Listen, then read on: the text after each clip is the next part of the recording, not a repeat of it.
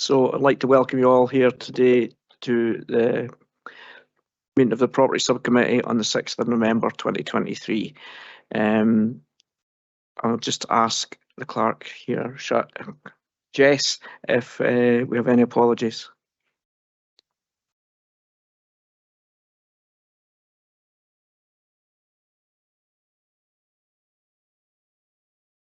Thank you, Convener. We have no formal apologies. We have one member online, Councillor Peter Barrett. Can you confirm you're present, please? Good afternoon, I'm here. Thank you. All other members are present in the chambers. Thank you. Do we have any declarations of interest?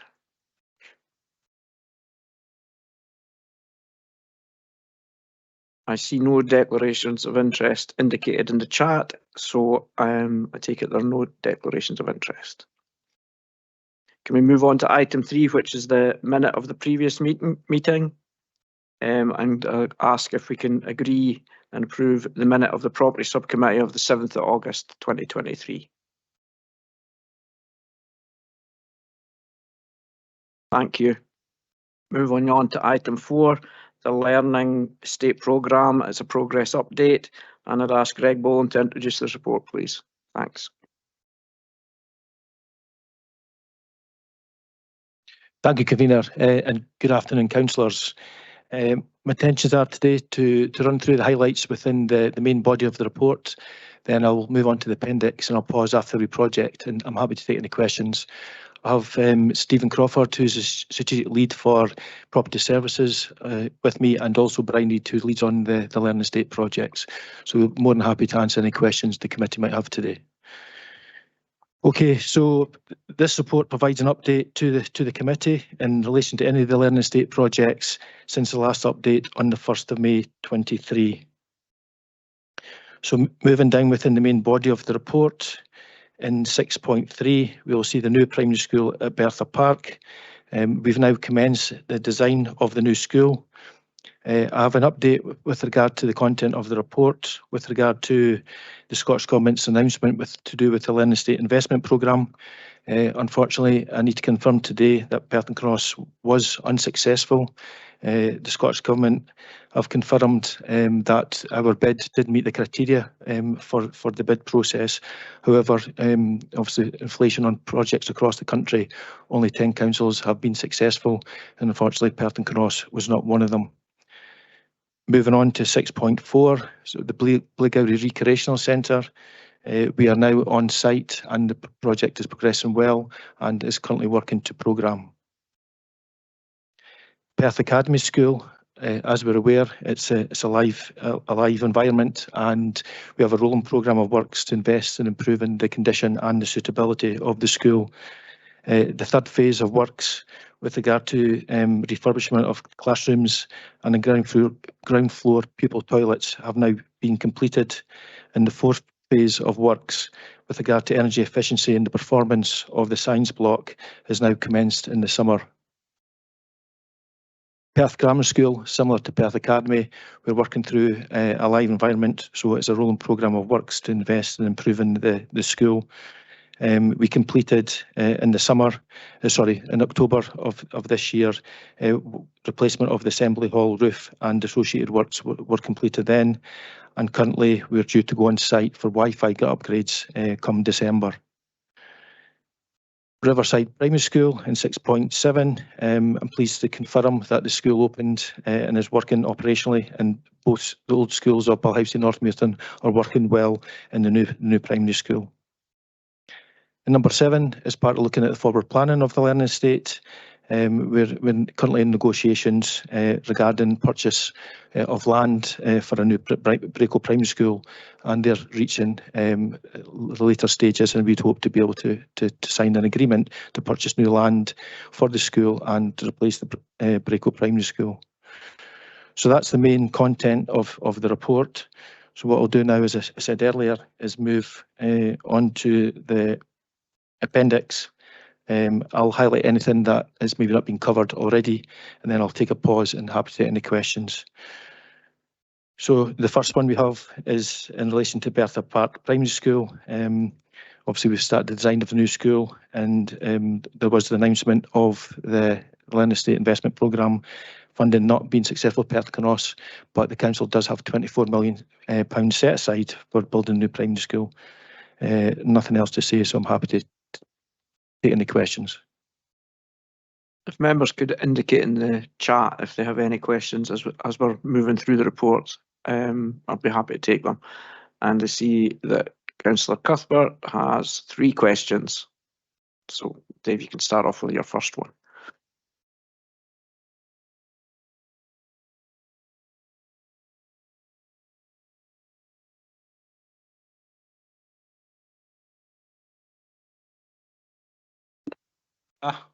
Success. Just in terms of Bertha Park and us not being successful with the LEAP application, what are the implications of that? Is there enough money in what we've actually allocated plus the contribution from the developers to actually go ahead with that project? Yes, Councillor Cuthbert, I can confirm the council has £24 million set aside for the project. So currently we believe that will fund the new school. In addition, we will, as part of the Section 75 agreement, we will receive developer contributions towards the cost of the school as well. I'll go to Peter because I'd come back to you, Dave. Councillor Barrett.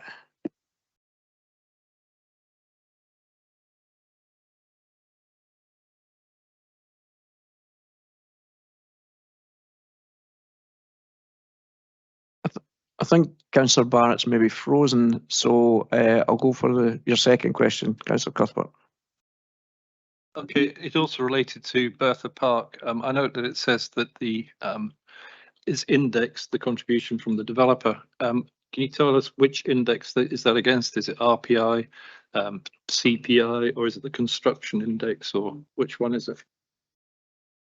Councillor Cuthbert, I'm just going to pass over to Brian, who's doing a piece of work on the actual details of that. So, Brian, can you respond, please?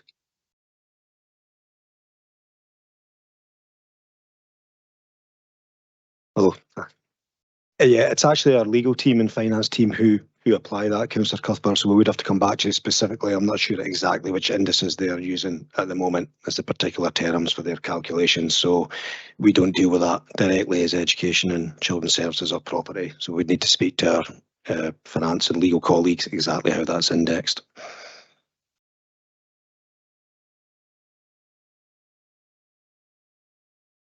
And I'll come to you while we'll try and get Councillor Barrett back into the meeting.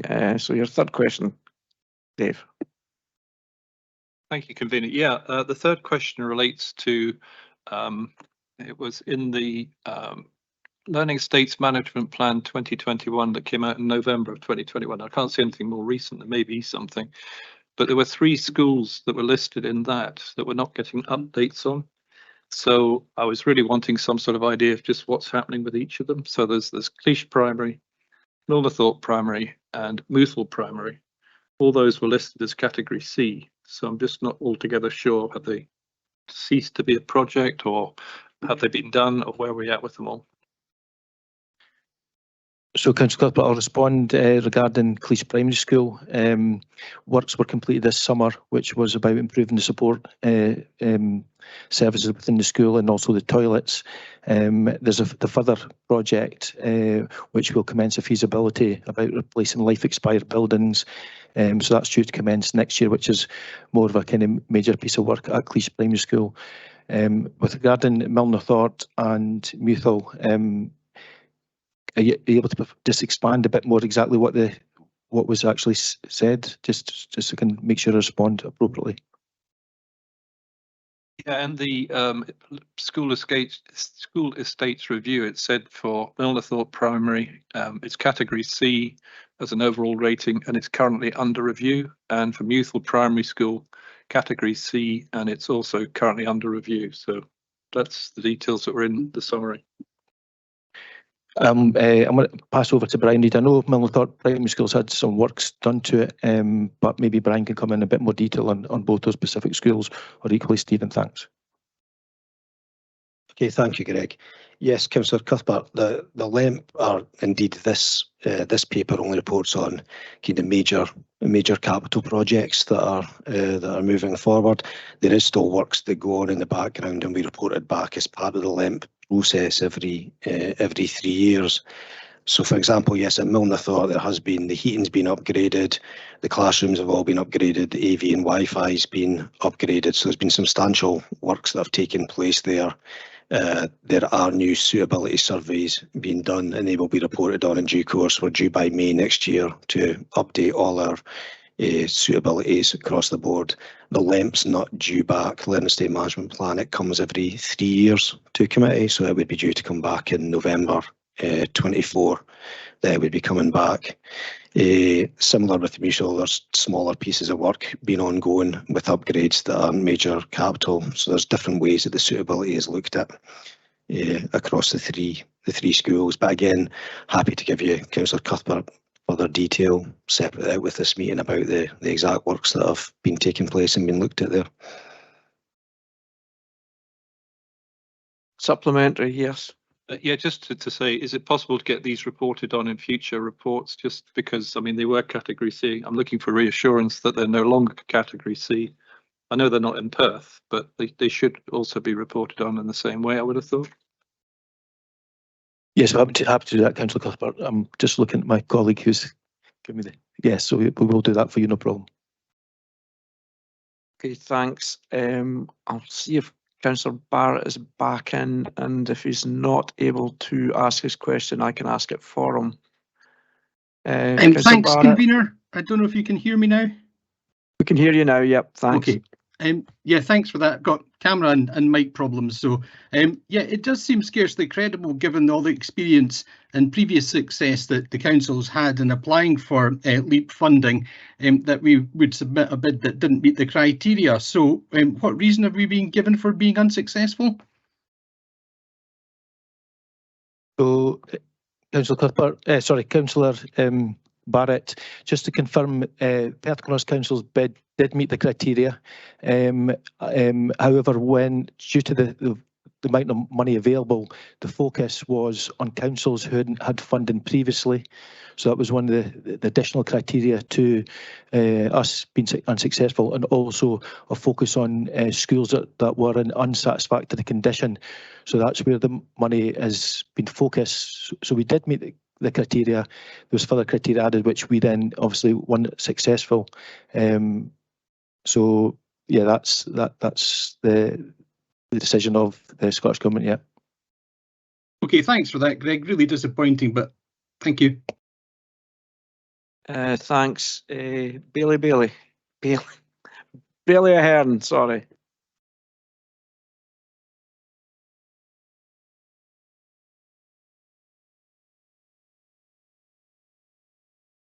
Thank you. Now I've got the IT working. I've got a question on the Wi-Fi upgrade for Perth Grammar. It's scheduled there for nearly a year. Are there going to be long periods of time when the Wi-Fi is not running? And is that going to have effect on any of the education? Bailey Ahern, I'm going to ask my colleagues just to confirm, but yeah, we'll still have Wi-Fi on site, but I'll just maybe ask my technical experts just to come in and just to reassure me that that's correct, because we wouldn't want to stop any education within Perth Grammar School. So I'll get Brian just to confirm. Yeah, no, absolutely. It's an improvement to the Wi-Fi. So their current Wi-Fi carries on, and we're going to all the dual WAPs, etc., for all the techie protocol that goes into it to improve it. We've also done things with our localized Promethean boards where we're using direct access from laptops to access software and various things. So the team have been working really well with the school in order to work through these kind of phase plans of live school. But yes, they will have Wi-Fi throughout. We're simply upgrading to have better bandwidth and better connectivity across the whole site. Okay, thanks. I'll now let Greg continue through his report. Thank you, convener. So moving on, I mentioned earlier, Bleaker Recreational Centre. So we're obviously on site and on programme. So nothing else to say. Happy to take any questions on the project. Greg, I'll just interrupt you if the questions come up, and so you don't have to stop every time. Just keep going through, and I'll interrupt when there's a question comes in. Okay, thank you. So moving on, Methven Primary School, we're going to replace the dining and the gym facilities on at the school. We will be on site start of February, in February 2025, and those works will be completed for May 26. So moving on, Perth Academy, we've probably discussed that, so there's nothing else to report there, unless there's any further questions. Similar in Perth Grammar School, provide the update earlier on, so that project's ongoing.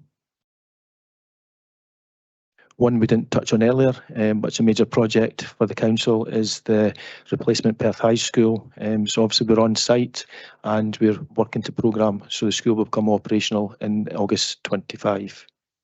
Thanks, Greg. We have a question on Perth Grammar School from Councillor Barrett. Thanks, Convener. And it was regarding the additional £500,000 worth of works that have been identified to go with Perth Grammar School roof. I wanted to know whether that was RAC associated or whether it was other roofing works, and is there sufficient capacity within the capital budget to find the 500,000 that was needed for the works?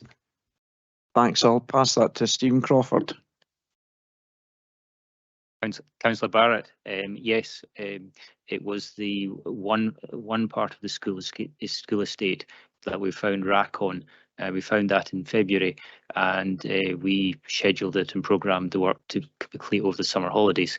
We did, when we found it, we put preventative measures and safety measures in place at the school, and worked with the school and the team there to keep the school operational. So the works are now complete. The £500,000 came out of the fund that we had for the programmed upgrading of the school. Within that, we had allocated sums for the roof. So some of those have now been expended. Thanks, Mr. Crawford. Councillor Barrett, did that answer your question? I just wanted to follow up on whether the works have been carried out, as I think Mr. Crawford might have said, or whether they're happening over the next 6 months.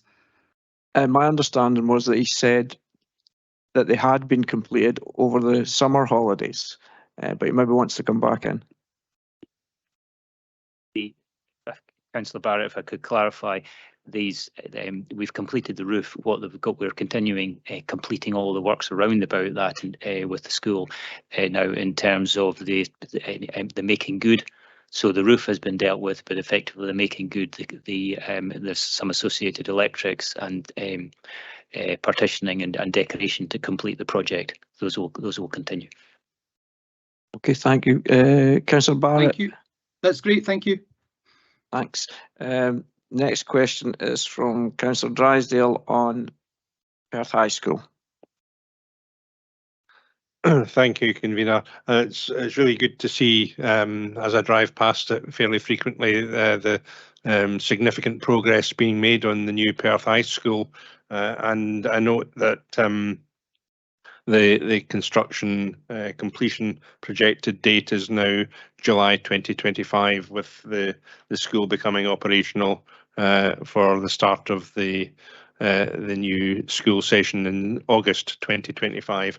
Can I just ask, in the event that there are any construction delays, and obviously the council's got a very good track record in this regard, but if there are any delays, what the situation would be should completion not be in time for the start of the school year? Would it just be the case that the move-in would be delayed until completion is ready, and it might happen during the school term? I think that's a two-part question, and so I'll ask first about the completion date to Stephen Crawford, and then maybe Mr. Boland or Brian Reid would want to answer the second part. To answer, the construction programme for phase 1 is due to complete by July 25. There's a bit of float within that, but there's equally, we've got about £50 million to spend, which there's quite a number of things could happen. So there is float. but and the contractor obviously is we're working with the contractor to get the building delivered as specified to the correct quality. And we've got competent contractor, and I fully expect that we should be able to do that. But there's whilst previous committees we've identified material shortages. That's not the national picture now. There's more of a challenge to labour shortages, even with subcontractors. And for the second part of the question is if there were difficulties in completing on time, what the actions would be taken to accommodate the pupils? Yes, Convener, just to reassure the committee that we would, obviously the current Perth High School, that would just remain operational if there was a delay to the new build, so that we will just flow from one to the other. So the timescales are probably, the timescales are basically we'll be able to accommodate it. And I don't know if there's anything else. So I'm a bit tongue tied there. I don't know if anything else Brian wanted to say, but basically we would just stay in old school until the new school is ready if there was a delay, and then move the pupils over at that particular point in time. So no, nothing else to report there unless Brian wants to add it. No, Brian's saying no. So yeah, we will just move from the old school to the new school at the appropriate time, but hopefully we are planning for the summer of 25. Thanks. I think that's pretty straightforward, Councillor Drysdale. Thank you. If you want to continue, Greg. Yes, thanks, Convener. And then the final one we've kind of touched on is the New Riverside Primary School, which is now operational, and the project is complete. And that brings an end to the appendix. Thank you. Thanks very much. I don't see any more questions, so I am happy to move the report. And I'm happy to second. Okay, thanks. Do we have any comments on the report?